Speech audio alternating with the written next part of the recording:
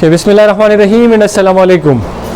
Today we will be talking about the record keeping, the importance of record keeping in science, in your academics, and even in your lab work. Why you should keep the record? What is the importance of keeping the record? So you must know it. Let's talk about it. The scientific record must be kept in hard or soft form or in both form, depending on the institute, depending on the lab, depending on the university where you are working. उस इदारे की क्या policy है? कुछ इदारे hard में रखते हैं रिकॉर्ड को और कुछ इदारे सॉफ्ट में रखते हैं रिकॉर्ड को. हार्ड में क्या एग्जांपल है? जैसे रजिस्टर, जैसे लॉग बुक्स, जैसे इन्वेंट्री बुक्स.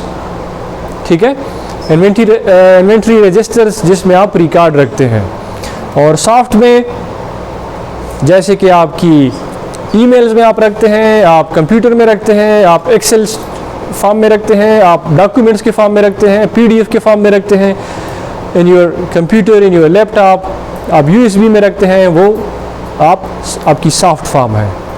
सो आप किसी एक फॉर्म में भी रख सकते हैं, दोनों में भी रख सकते हैं, और depending on the policy of the institute. It must meet the Privacy Act and other institutional policies. जो भी रिकॉर्ड है आपका, आप जहाँ पे काम कर रहे हैं, आपके विल के मुताबिक आप काम नहीं करते. Rather you are working there according to some policies, established rules, regulations, statutes. तो अगर उस इदारे की पॉलिसी है, हर इदारे की अपनी पॉलिसी होगी कि आप इसको हार्ड में रखें, सॉफ्ट में रखें. फिर प्राइवेसी एक्ट उसकी क्या होगी? कुछ इदारे जो हैं वो अपना रिकॉर्ड रखते हैं for 10 years. For 10 years the record is legitimate. You must keep the record for 10 years. उसके बाद बेशक अगर ज़रूरत ना हो तो आप उसको तलफ कर सकते हैं, but again taking proper permission. और उसको तलफ करने का भी उसकी SOP होगी. आपने वो SOP फॉलो करनी है, उसके मुताबिक अपनी चीज़ें जो है वो डिस्कार्ड करनी है या आपने डिस्पोज ऑफ करनी है. या अगर आपने इवन जैसे कि आपकी सीक्रेसी है या इस तरह की कोई और इदारे जहाँ पे डॉक्यूमेंट्स की बोरियाँ जो है वो भर लेते हैं, अलमारियाँ भर जाती हैं और कमरे के कमरे फेल हो जाते हैं. So then they have to dispose it of after some time. So फिर उसकी या टेंडर होगी या जो उस इदारे की जो भी पॉलिसी है, उस पॉलिसी के हिसाब से वो अपने डॉक्यूमेंट्स डिस्पोज ऑफ करते हैं.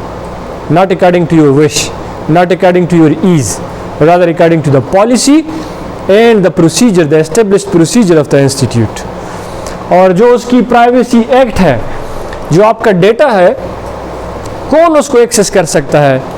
ये नहीं कि आपका डेटा है कोई भी आके उसको पढ़ सकता है, उसको एक्सेस कर सकता है. No, rather your data must be very protected. अगर ये सॉफ्ट में है तो of course it should be very protected. और उसकी प्रोटेक्शन के फिर डिफरेंट मीन्स है. आप उसको फायरवॉल लगा सकते हैं, आपके पासवर्ड्स हो सकते हैं, और आपके और डिफरेंट चीज़ें.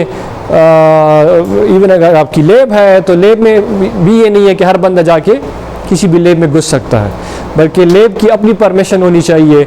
और उस हर लैब का और फिर हर रिकॉर्ड का अपना प्राइवेसी एक्ट होगा. ठीक है. और जो आपके कंज्यूमेबल्स है, जो आपके एजेंट्स हैं, जो आपके पैथोजेंस है जिस पे आप काम कर रहे हैं, तो कोई भी बंदा, हर बंदा उसको एक्सेस ना कर सकता हो. Rather it should be very restricted. And then institutional policies, जो इंस्टीट्यूशन के पॉलिसीज़ है उसके अकॉर्डिंगली आपने हैंडल करना है और आपने प्रोसेस करना है. Then check for proper format. हर इदारे का अपना फॉर्मेट होगा.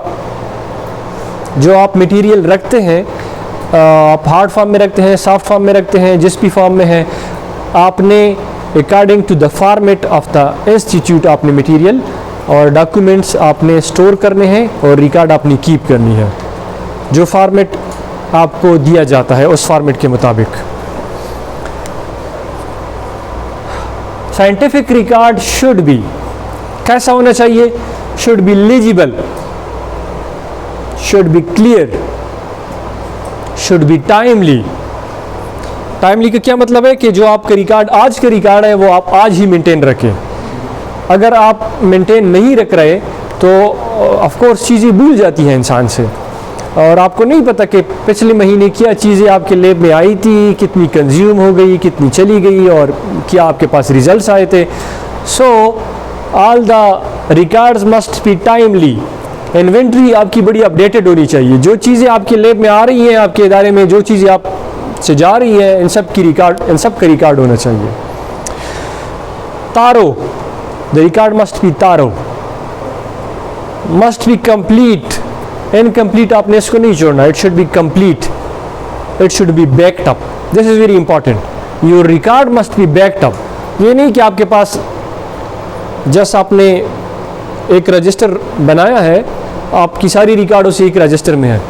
अगर वो रजिस्टर गुम हो गया, चोरी हो गया, जलजला आ गया, सिलाब आ गया, कुछ भी आफत आ गई, तो आपका का सारा रिकॉर्ड ज़ाया हो जाएगा. This is also very important for you, specially when you are entering into your research. आपके पास बड़े अच्छे, आपने एक्सपेरिमेंट कर ली, बड़े अच्छे रिजल्ट आ गए, वो सारी रिजल्ट आपने एक जगह पे रखे हैं अपने एक कंप्यूटर में. आपका कंप्यूटर ख़राब हो गया, चोरी हो गया, टूट गया, सो आपके सारी रिजल्ट जो है वो तल्फ हो जाएंगे. आपकी सारी मेहनत, आपका सारा डेटा आपसे ज़ाया हो जाएगा. So it must be backed up. आप अपने रिज़ल्ट्स की, अपने रिकॉर्ड्स की बैकअप ज़रूर रखें, स्पेशली इन योर रिसर्च. जो आपकी रिज़ल्ट्स आते हैं, जो आपका डेटा है, आप उसको मल्टीपल लेयर्स में रखें. बेहतर ये है कि आपके पास जो रिज़ल्ट्स है ख़ुद को ईमेल कर लिया करें. आप USB में रख सकते हैं, साथ ही अपने लैपटॉप में रख सकते हैं, ईमेल में रख, गूगल ड्राइव में रख सकते हैं. तो keep it, you must have a backup, ताकि इसकी प्रोटेक्शन इंश्योर हो. Should be well organised. जितनी भी आपकी डॉक्यूमेंट्स है, जो आपका डेटा है, it should be well organised.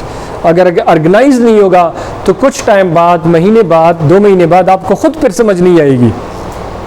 किसी और को तो छोड़ो, जब ये चीज़ें ऑर्गेनाइज नहीं होगी, फॉर एग्जांपल आपने सैंपल ले लिए, आपने उसकी प्रॉपर टैगिंग नहीं की, नंबरिंग नहीं की, तो चंद महीने बाद आपको खुद नहीं पता होगा कि ये सैंपल आपने कहाँ से लिया था, और सैंपल किस चीज़ का है, कैटल का है, शीप का है, गोट का है, ह्यूमन का है, खुद नहीं पता आपको होगा आपने किस एरिया से लिया था. So therefore the record must be very complete and well organised, कि जाके आपको फिर खुद पता चले और लोगों को ये उस पर काम करना चाहे तो उनके लिए भी आसानी हो. Should be accurate. Check for the accuracy. आपने जो चीज़ें लिख ली, जो रिकॉर्ड आपने मेंटेन कर रहे हैं, कि ये एक्यूरेट हो. And should be understandable. वही बात कि अगर आपकी लिखाई इतनी रफ ना हो कि वो अंडरस्टैंडेबल ना हो, और ये कंप्लीट होना चाहिए, सारी इन्फॉर्मेशन इसमें होनी चाहिए कि सैंपल आपने लिया, किस डेट को लिया, स्पेसी किया है, किस रीजन से लिया, कितनी क्वांटिटी में लिया, ठीक है. तो ये सारी इन्फॉर्मेशन उसके साथ होनी चाहिए. Then the scientific record must promote both integrity and accountability. Record का क्या फ़ायदा होगा? अगर आप रिकॉर्ड नहीं रखते तो क्या होगा, क्या नुकसान होगा, और अगर रखते हैं तो फ़ायदा क्या होगा? इट प्रमोट्स इंटीग्रिटी, ऑनेस्टी, कि आप जो काम कर रहे हैं उसकी इंटीग्रिटी मेंटेन हो, और अकाउंटेबिलिटी. जब इन चीज़ों की ऑडिट हो, आपके लिए खुद, आपके दोस्त कोलीग्स के लिए, कोई और आपने काम कर लिया, आप निकल गए, डिग्री ले ली, कोई और आ रहा है, शायद उन्हीं सैंपल पे काम कर लें, तो उनके लिए ये इंपॉर्टेंट है.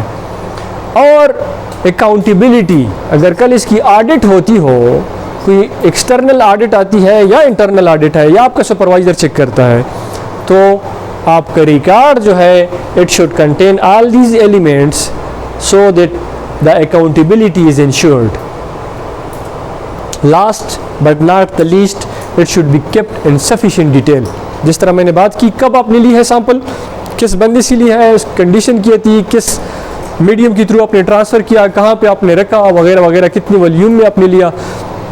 It should be insufficient, there should be sufficient information, कि अगर कोई और आपका कोलीग, आपका साथी, आपका जूनियर, आपका सीनियर कोई उस पर काम करना चाहे, तो it should have sufficient details, ताकि दूसरे बंदे के लिए उस पर काम करना आसान हो, अंडरस्टैंडेबल हो.